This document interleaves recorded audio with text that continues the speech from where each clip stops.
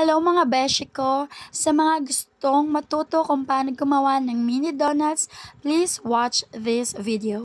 Kasi malay nyo, pwede nyo itong pang negosyo. So, paki-prepare ng inyong mixture.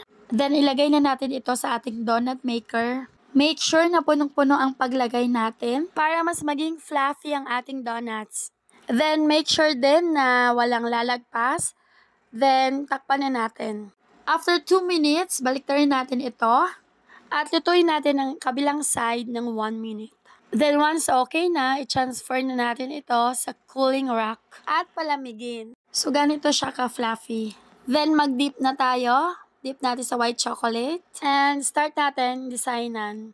So bahala na kayo kung anong gusto nyong design. Dito lalabas ang pagiging creative natin sa ating donuts. Kaya kayo nang bahala kung anong design yung i-design nyo sa mga donuts nyo.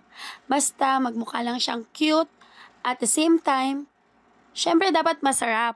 Pero nakakatuwa kasi mag-design-design, di ba?